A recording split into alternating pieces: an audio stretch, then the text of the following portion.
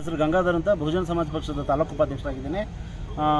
ತಾಲೂಕಿನಲ್ಲಿ ನಮ್ಮ ತಾಲೂಕಿನ ಮಗನಾದಂತಹ ಯಡಿಯೂರಪ್ಪನವರು, ಸನ್ಮಾನ್ಯ ಯಡಿಯೂರಪ್ಪನವರು ಅವರ ಅಧಿಕಾರ ಅವಧಿಯಲ್ಲಿ ನಮ್ಮ ತಾಲೂಕಿಗೆ ಒಂದು ಕೊಡುಗೆಯನ್ನು ನೀಡಿದರು. ಒಂದು ತಾಯಿ ಮತ್ತು ಮಗು ಎನ್ನುವ ಆಸ್ಪತ್ರೆಯನ್ನು ನಮಗೆ ವರದಾನವಾಗಿ ಕೊಟ್ಟಿದ್ದರು.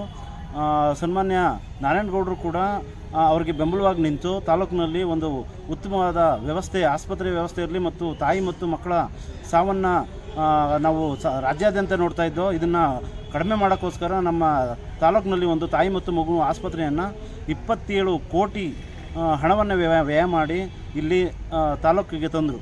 ಆದರೆ ಇಂದಿಗೂ ಕೂಡ ಕಳೆದ 2 ವರ್ಷದಿಂದ ಕಾಮಗಾರಿ ಮುಗಿದಿದ್ರೂ ಕೂಡ ಇಲ್ಲಿವರೆಗೂ ಅದು ಓಪನ್ ಆಗಿಲ್ಲ, ಪ್ರಾರಂಭವಾಗಿಲ್ಲ. ಯಾಕೆ?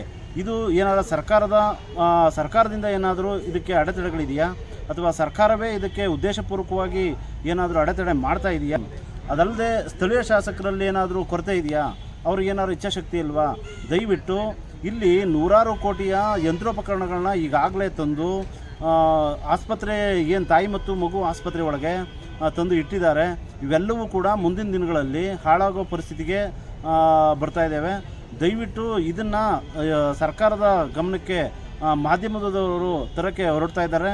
ಅದರೊಟ್ಟಿಗೆ ನಾವು ಕೂಡ ಅವ್ರ ಕೈ ಜೋಡಿಸಿ ತಾಲೂಕಿನ ಎಲ್ಲ ಜನತೆಯರು ಕೂಡ ಈ ತಾಯಿ ಮತ್ತು ಮಗು ಆಸ್ಪತ್ರೆ ಏನಿದೆ ಇದನ್ನು ಪುನರುಜ್ಜೀವನ ಮಾಡಿ ಮತ್ತು ಅದನ್ನು ದೊಡ್ಡ ಮಟ್ಟದಲ್ಲಿ ನಮ್ಮ ತಾಲೂಕಿನಲ್ಲಿ ಬೆಳೆಸಬೇಕು ಅನ್ನೋದು ನಮ್ಮ ಆಸೆಯಾಗಿದೆ.